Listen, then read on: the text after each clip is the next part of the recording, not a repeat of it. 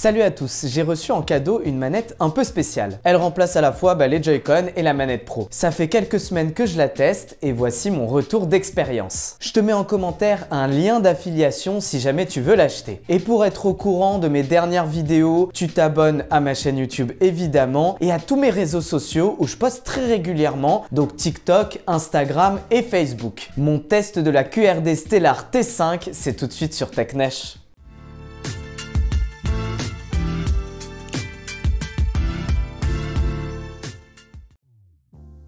C'est 60 $ et c'est tout inclus, donc tu n'auras rien d'autre à débourser et en plus la livraison est gratuite. Niveau délai de livraison, faut compter entre 6 et 9 jours. Avec le taux de change actuel, c'est à peu près 55 €, donc c'est 20 € moins cher qu'une manette Pro.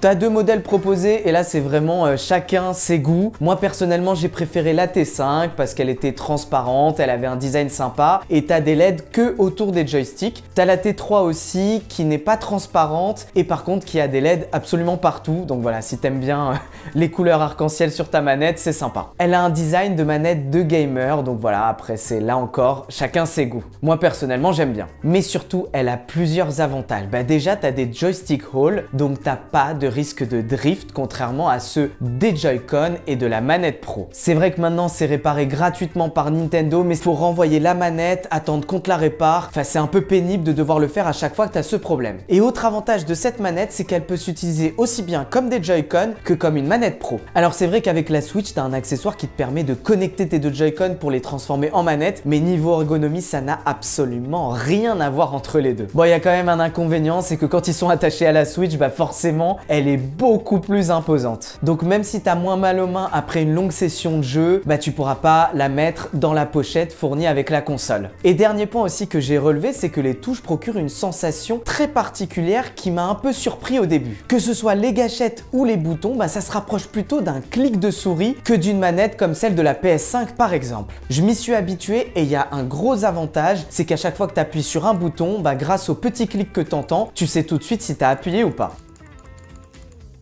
Clairement, le mode manette, c'est mon préféré. J'adore jouer dans cette configuration et c'est vraiment très agréable au niveau ergonomie. Les LED autour des joysticks, c'est un petit plus sympa, mais bon, on va pas se mentir, c'est quand même un peu gadget. Bon, et l'avantage, c'est que tu peux quand même changer la couleur grâce à une combinaison de touches. Et t'as deux gâchettes aussi à l'arrière de la manette qui sont personnalisables, donc ça, c'est cool et tu peux vraiment configurer tout ce que tu veux en termes de touches. Bon, concrètement, ça fonctionne comme un enregistrement, c'est-à-dire que tu actives l'enregistrement, tu fais ta combinaison de touches et ensuite tu arrêtes l'enregistrement. Et chaque fois que tu vas appuyer sur la gâchette, ça va faire la combinaison de touches que tu as enregistrée. Ouais, c'est aussi simple que ça. Il y a quand même une limite, c'est que tu peux programmer les touches de la partie de la manette sur laquelle se trouve la gâchette.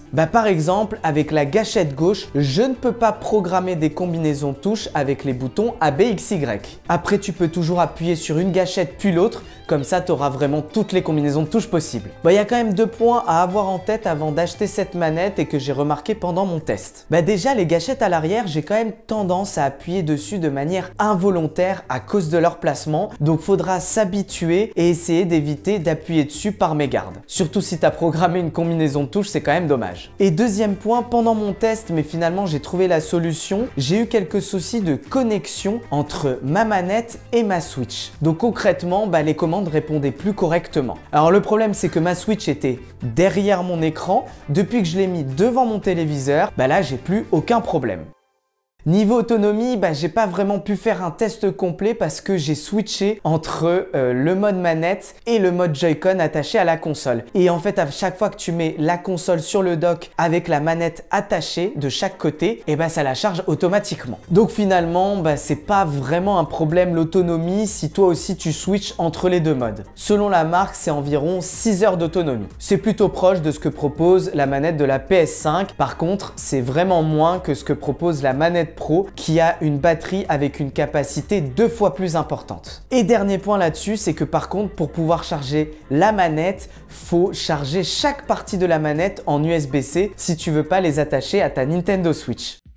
Bon bah verdict, ce sont vraiment des très bonnes manettes, que ce soit la T3 ou la T5, puisque ce sont les mêmes manettes en dehors de petites considérations esthétiques. Elles sont vraiment ergonomiques, en plus elles disposent de fonctionnalités intéressantes, et puis surtout je trouve que c'est vraiment très cool de pouvoir l'utiliser aussi bien comme une manette pro que comme des Joy-Con attachés à la Switch. Et surtout niveau prix, bah je trouve que c'est plutôt intéressant, 55 €, livraison, frais et taxes comprises. Si tu veux l'acheter, n'hésite pas à utiliser le lien d'affiliation que je te mets dans la section commentaires. Mon test de la QRD Stellar T5 c'est terminé. Si tu as aimé ma vidéo, n'oublie pas de mettre un pouce vers le haut qui se trouve juste en bas de la vidéo et n'hésite pas aussi à me poser tes questions dans la section commentaires. Tu t'abonnes évidemment à ma chaîne YouTube et à mes différents réseaux sociaux, donc surtout TikTok, Instagram et Facebook où je poste très souvent du nouveau contenu. La prochaine fois, on aura toujours plus de tech, de mobilité électrique et de gaming, mais en attendant, je vous dis à bientôt sur TechNesh.